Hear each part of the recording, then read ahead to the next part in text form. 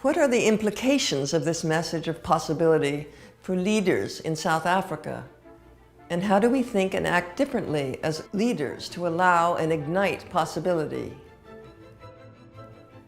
Previously, leaders thought that to get work done, they had to use a loud voice or force an outcome. The world today requires a different kind of leadership.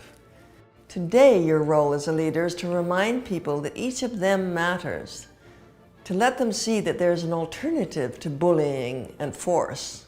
And there's a piece of music which goes with that. Beethoven's 7th Symphony. It's on the same CD as the 5th. You can get them at the same time. It goes like this.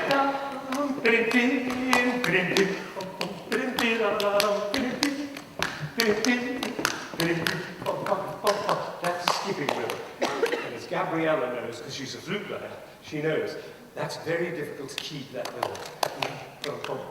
Tends to fall into dum-ba-dum.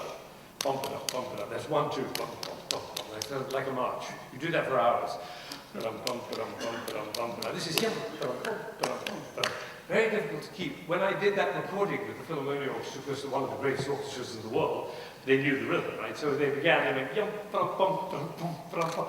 But after a little while, it became bum-ba-dum, bum-ba-dum. I said, no, the rhythm is yum, bum, bum, bum. Oh yeah, yum, bum, bum, bum, bum, bum, bum, bum, bum, bum. I said, no, the rhythm is yum. No. Oh yes, yum, bum, bum, bum, bum, bum. I kept on falling back. My job is to remind the players what the rhythm of transformation is. See, the rhythm of transformation is lighter, brighter, faster, more buoyant than the rhythm of exaltation and blame. We have a story about enrollment that has meant a lot to many people. Very nice. I have a school in Boston. I don't have the school, I'm part of the school. It's a high school for the performing arts in Boston. I'm in charge of the musicians. And 4 times a year, they come to the Boston Philharmonic concerts, and they sit in the balcony, about 60 of them. And one day we had a concert, and it was one of the most exciting concerts we ever had. We had a violinist, who I think may be the greatest living violin player. He was 78 years old, he'd never been in Boston, and it was a great, great, great event. And people came from far and wide. They flew up from New York. There was a couple who came in from Oklahoma just to Boston to hear that concert. They couldn't get in. There was no tickets. It was completely sold out. So I came out to conduct the first piece on the program, and I looked at it. Every seat was taken. Amazing thing, you know, not a single empty seat. And then I look up in the balcony, and there are 30 empty seats altogether. It's my kids from the school. They went to the mall.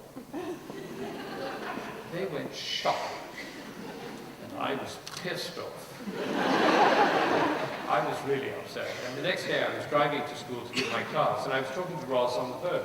And I said, Ross, you can't imagine the stupid kids didn't come to the concert, they missed it. They went to the shopping in the mall. And she said, remember to apologize. And I said, apologize? Excuse me, they knew they had to go. It was in their program, they bought the tickets, they were keeping other people away. It was completely irresponsible. She said, remember to apologize. I had no idea what she was talking about. She talks like a sphinx sometimes.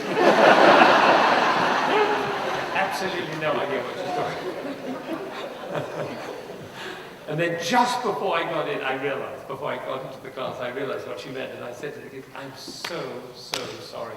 I didn't tell you about the concert. I didn't tell you about how amazing the concert was going to be and what an unbelievable violin soloist, and it was going to be a life-changing experience. I didn't tell you, so of course I didn't enroll you. I'm so, so sorry. I let us all down. So if people don't do what you want them to do, you can always apologize to them because you didn't enroll them. So how do you know whether your leadership is lighting a fire of possibility in others? You look in their eyes. You look in their eyes. In the presence of possibility, human beings have shining eyes. If people's eyes aren't shining in your presence, you can ask yourself, who am I being that their eyes aren't shining? Who am I being? It's a wonderful question because it recognizes that you can't force change on other people.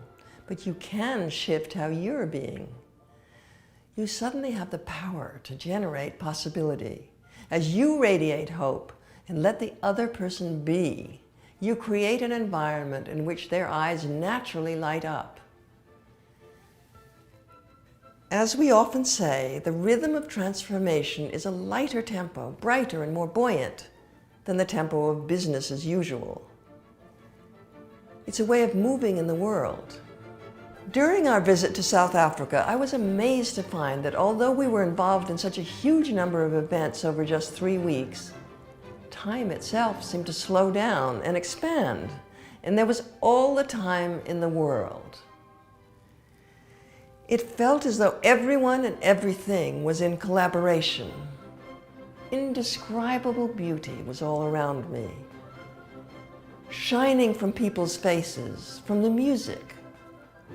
All of nature seemed joyous, and again the sky produced a rainbow.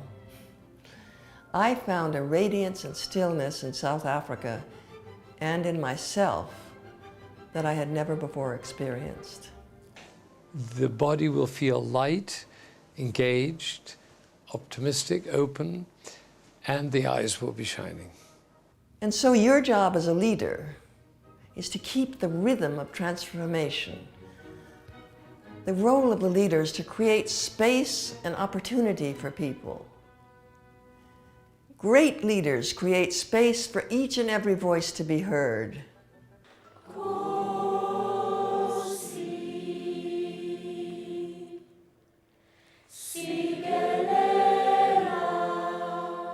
If we could understand that winning is not what it's about creating an environment where everybody can flourish, where all the voices can be heard.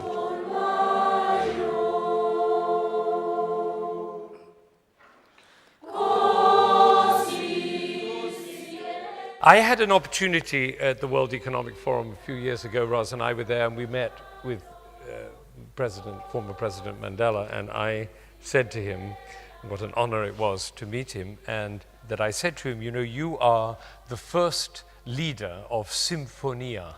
And he said, oh, what's that?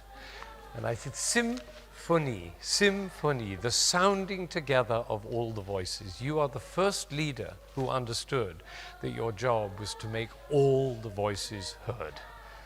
That's Symphonia. And he big smiled, you know, that smile that you love so much. He said, I like that. We all want a world in which all the voices are heard, whether it's a family, or it's a school, or it's an institution, or it's a company, or it's a whole country.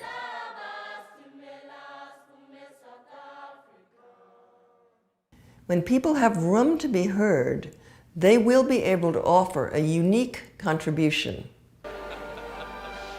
My picture appears on the front of the CD, but the conductor doesn't actually make a single sound. So his job is to make other people powerful.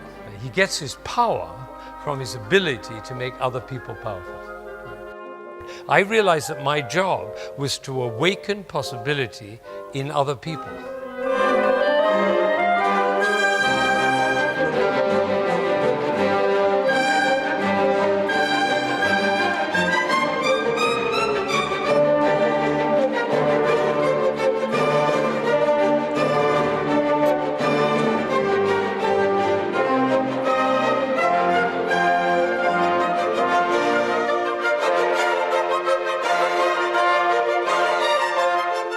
The way leaders make space for people to speak is by listening. Listening creates opportunities for contribution. Listening allows possibility. Listening is extremely powerful. It's a growing medium. When you listen to a cynic as a passionate person who doesn't want to be disappointed again, her passion blooms. When you listen for compassion in a person who has a frown on his face, love blossoms.